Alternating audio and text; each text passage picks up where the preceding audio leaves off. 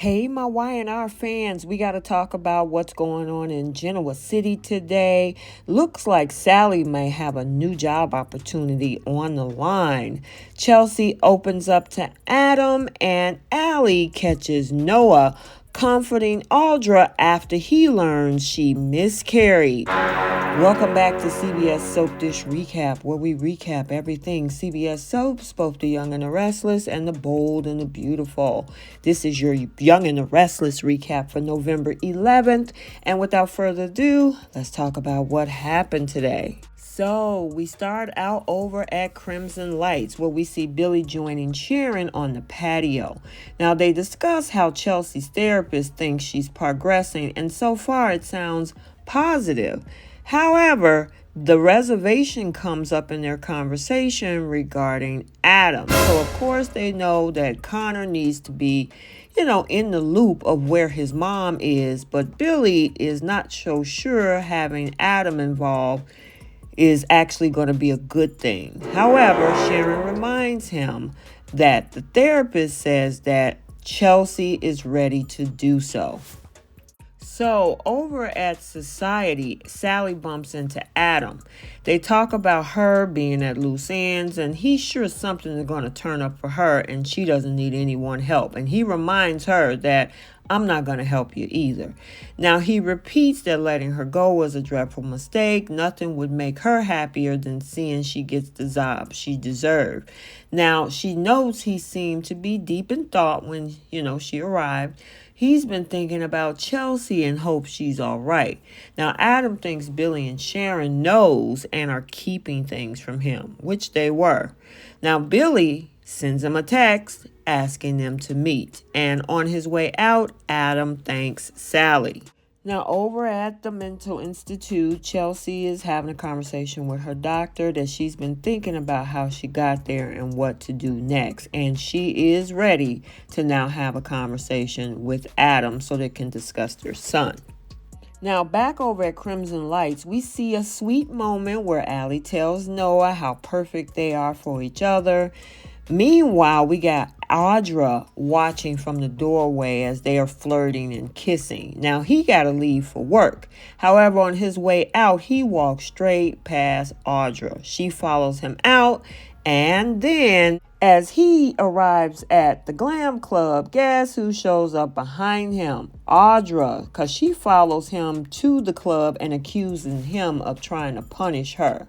Now, he asks why she's constantly showing up everywhere he is. He walked away from their relationship because it was toxic. And she accuses him of being so mean. And so he suggests, okay, then keep your distance. Now, Audra suggests that he's not very euphoric in his new relationship with Allie. He's just there. Now, annoyed at this point, he demands to know, what do you want? Now, she's tired of him pushing her away, and he accuses her of thriving on chaos and says that he can't live that way. And then she reminds him of all of the passion that they shared, but he insists, look, that was a long time ago. As things get a little heated between them, she said we mattered because of the baby. Then I did the math and started remembering dates.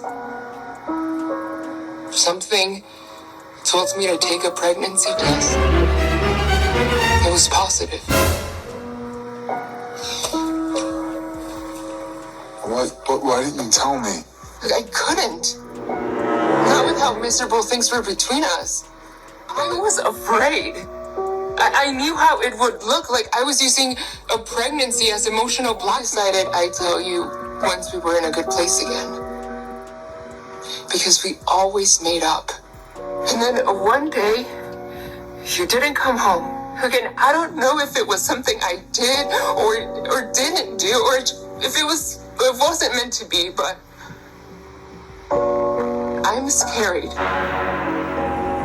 Audra. I found out you moved in with a buddy. And that was the official end of us. You walked away and never turned back. I lost everything. I lost the baby. And I lost you.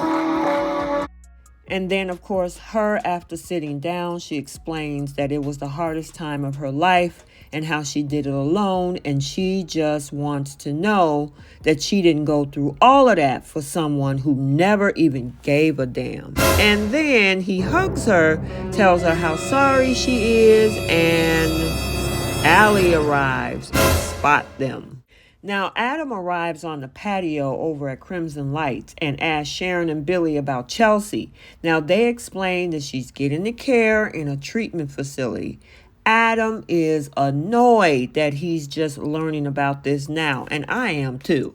Now, it's been hard for him to explain her absence to Connor. He just wants answers and about what happened, and they're coming off with their explanation extremely vague.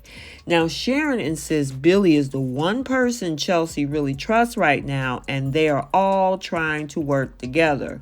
But you still could have looped him in a little sooner. So Adam heads over to the Institute to go see Chelsea. She could hardly look at him at first, and then she throws her arms around him. Now, when they sit down, she don't know what to say, so they talk about Connor. Now, she's always known that he'll look after their son, and he asks, well, why happened? Why are you here? And it's kind of hard for her to explain. She's trying to speak in metaphors about drowning on a raft and kind of dying a little every day. She starts rambling about missing Ray and mourning him and how it escalated to everything collapsing. And she feels like she doesn't belong to anyone and is lost. And she wanted that feeling to go away. And she's sobbing, and she tells him she knows what he's thinking. Now, he's just thankful that Billy was there to help her on that roof. Adam tells her that's all that matters and that she is all that matters. Now, he wishes that he told her more, but he is just so glad that she's getting the help she needs.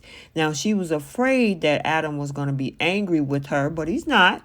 Adam assures her that she is a good mother, and pretty much now she's tired. She's all talked out. Therapy is endless, and he offers to just sit there and assure her that he will be there for her and Connor every step of the way. And Chelsea tells him, you know what, Adam, you got a lot of goodness in you, and she just needs him to look after their son. So, over at the Chancellor Winter's office, Jill and Lily discuss the IPO. Now, the topic of Bill comes up, and his mom knows that he's avoiding her. Now, Lily does explain he's been helping Chelsea through a traumatic episode, and Jill wonders how worried they should be about that. Now, after Lily kind of downplayed that, Jill gets back to business and wonders what's the best way forward if given the nightmare that they're in. And any hint on how unstable the company leadership could be damaging. Billy arrives, and he's handing out apologies to his mom and Lily. Now, his mom instantly accuses him of abandoning Lily and the company. Now, once Lily kind of step out and leave him alone, Jill demands to know what the hell is wrong with you. Now, they rehash why she made him COO, bringing Lily into his life and giving him solidity. Now, he's grateful for having Lily in his life. Billy threw himself into the company at first because he knew it was part of his legacy from his mom, but he doesn't feel fired up about it anymore. And it's easy, or I should say not easy, to admit that he's letting people down, but he's just no longer happier there. And she loves him, but wishes that he figure out what he's doing with his life. And the last part of it goes at lightning speed. Now, she wants to look back on her career knowing she did her best and wants him to be able to feel that too. And he keep making impulsive decisions, of course, based on restlessness, hence the young and the restless. Now, Billy concedes he has patterns, but she's afraid he never learned the bright, shiny objects fade and that he needs to learn to stay engaged. And she reminds him that John always praised stick-to-itiveness. He knows that, but he thinks what's best for the company is also what's best for him. And his mom says that it's going to break her heart if he looks back on his life and realizes that he wasted more of it.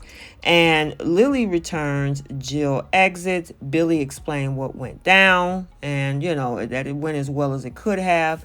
She's concerned about Chelsea, but he vaguely says that she's going through a rough patch, and now Adam is now involved, and he hopes he can give her the support that he needs. However, as you know, Billy worries about that because Adam has a history of making her life worse. But Lily thinks that, that's a good reason to just steer clear of them and their relationship. But he don't want to wash his hands of her while she's in a vulnerable state.